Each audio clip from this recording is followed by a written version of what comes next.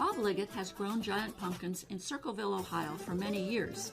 He has the soil in his patch tested, then adds particular minerals and various nutrients like molasses to achieve optimum growing conditions in his well-tilled soil. Infrastructure like fences and windbreaks are established around the perimeter of the patch. Bob grows 3 or 4 pumpkins each season. PVC pipe hooks will be the backbone of small greenhouses to help warm the soil.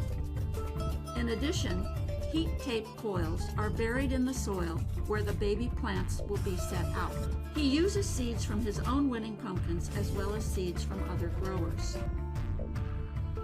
The chosen seeds are gently sanded along their outer edges so they will open easier. The seeds are started in small pots in a homemade incubator to keep them at the optimum temperature of 85 degrees. It takes 2.5 to 3 days for the seedling to emerge. If the seed covering is still on the new leaves, it is gently removed by hand. Root shield and fertilizers are added to the pot to stabilize and maximize the new plant's root system. They will continue to grow under the cool and the warm temperature grow lights.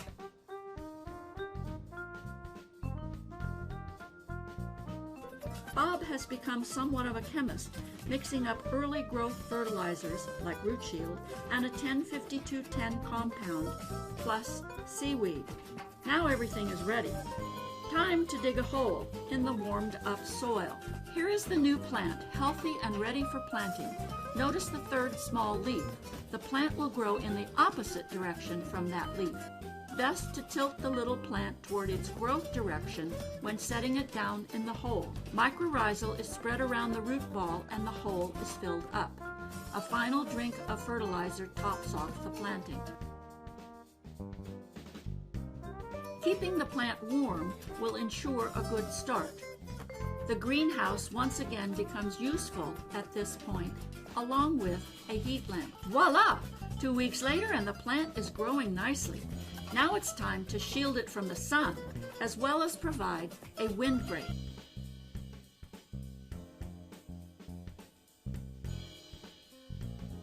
Work in the patch is ongoing, whether it be tilling up the soil, spreading dry fertilizer, or the constant weeding. Water for the growing plant is essential and is provided by a drip irrigation system.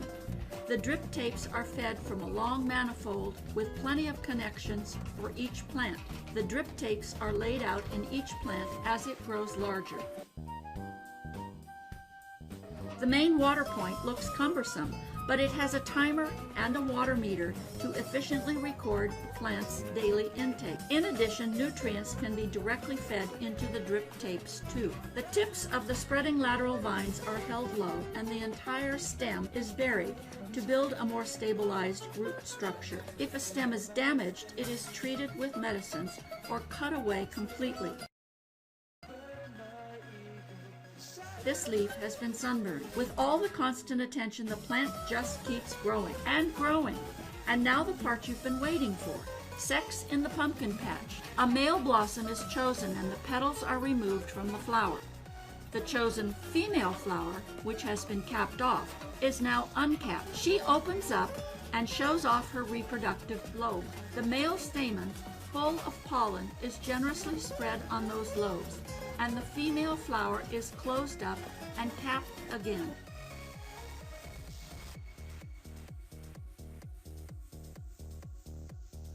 You don't want bees messing around with your genetics. In a day or two, the newly pregnant female will be showing off the tiny new pumpkin. The blossom petals are carefully removed, and the vine will start sending food into this new pumpkin. It is important to continue to care for the patch, especially the leaves. They are the manufacturers of the food that is sent through the stems to the growing pumpkin. More watering drip tapes are threaded into the expanding plant. And of course, weeding always can. Now sun shields will help keep the main stem and the little leaves shaded. At this point, the tip will be growing 8 to 12 inches per day. Uh-oh, a problem is discovered at the main stem.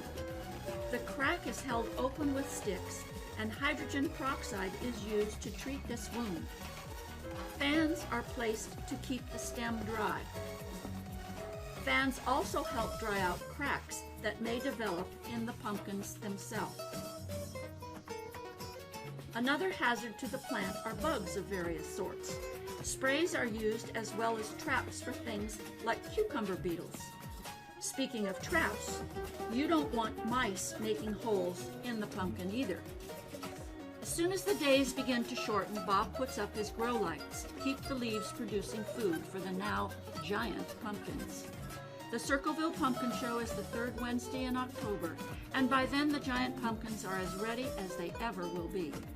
Time to take down the fences, the windbreaks, the water system, and the pumpkin shelters. Get the big ones primed for cutting.